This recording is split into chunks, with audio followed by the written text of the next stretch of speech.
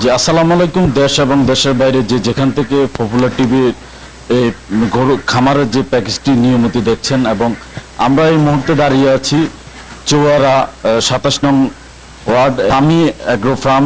যেখানে এসে আমরা দেখেছি যে ঈদের মৌসুমে তারা মোটা তাজা করার যে প্রক্রিয়া করেছে এবং গোখাদ্য খাওয়া দিয়ে, এবং যে পাশে তাদের যে দরজায় কারণ লাগছে ঈদুল আজহা ব্যস্ত হয়ে গেছে খামারিদের পশু লালন পালনে। এবং আমরা দেখেছি খামারে এসে সামি অ্যাগ্রো ফার্ম যে চৌয়ারা 27 নং ওয়ার্ড, তিনি কিন্তু এখানে দুটি শেডই কিন্তু তিনি গরু লালন পালন করেন, এবং এখানে দুটি শেড রয়েছে। আমরা দেখেছি এখানে গোখাদ্যর মাধ্যমে আসলে তারা কিন্তু গরু লালন পালন করছে।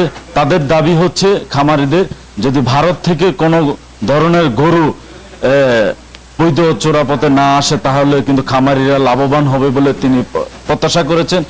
আর বিশেষ করে এখানে যে গরুগুলো লালন পালন করা হয় একদম ন্যাচারাল প্রকৃতি, যে খাদ্য ঘাস খল্লি ভুসি খাওয়াই কিন্তু তারা এগুলোকে মোটা তাজা করে। আসলে এই খামারটি দীর্ঘ 5 বছর ধরে এই খামারটি কিন্তু তিনি করে আসছেন, এবং তিনি এই খামারের মাধ্যমে বিগত সময় কিন্তু এখানে মোটা তাজা করার মাধ্যমে গরু লালন পালন করেছেন, এবং এবারও তিনি আশা প্রত্যাশা করেন এই গরুগুলো কিন্তু তিনি ঈদ না আসতে কিন্তু ওনার বেচা কিনার জমজমাট শুরু হয়ে গেছে, এবং ক্রেতারা আসছে বিভিন্ন গরু তারা দাম চাচ্ছে, এবং দাম অনুসারে তিনি কিন্তু বেচা বিক্রি শুরু করে দিচ্ছেন। তো তিনি প্রত্যাশা করেন যদি ভারত থেকে এবারে গরু না আসে তাহলে কিন্তু এবারে তিনি লাভবানের মুখ আরো বেশি দেখবে। পাশের যে শেডটি রয়েছে সেখানে কিন্তু দুধের যে গাভী আছে সেই গাভীও কিন্তু তিনি লালন পালন করেন। দুধ আসলে বাজারে যে চাহিদা দুধের, সেই দুধের চাহিদাও কিন্তু তিনি সংকট মিটানোর চেষ্টা করেন। তো সব মিলে আসলে এই খামারিরা প্রত্যাশা করেন যদি ভারতের থেকে কোনোভাবে যদি এবারে গরু না আসে তাহলে কিন্তু খামারিরা লাভবান হবে।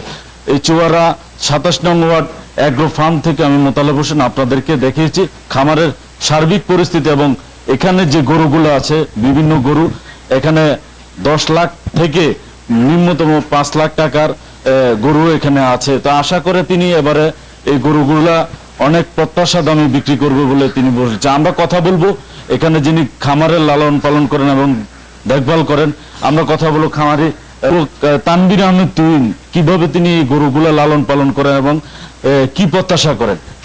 আশা করতেছি এই বছর অনেক ভালো হবে, কারণ বর্ডার থেকে অবৈধভাবে গরু না নামার কারণে বাজার অনেক ভালো যাবে আশা করতেছি।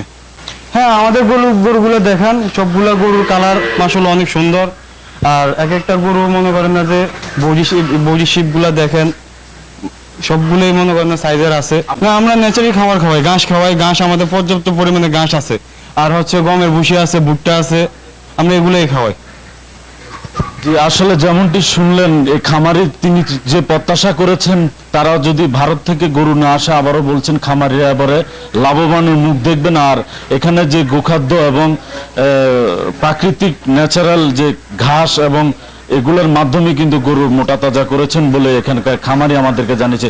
তো এই ছিল চৌয়ারা সামি অ্যাগ্রো ফার্ম থেকে আপনাদেরকে সর্বশেষ আমরা তুলে ধরেছি। মোতালেব হোসেন, ভালো থাকবেন।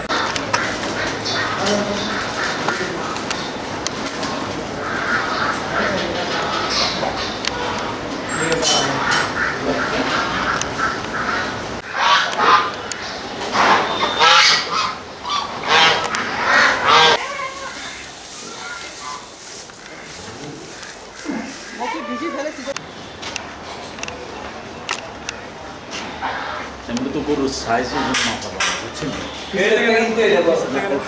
পিছনের শর্টটা আমি ঢুকতে দিতাম না, ওই বাইরের শর্টটা নেব না, গরু যেহেতু বড় দেখা যাবে,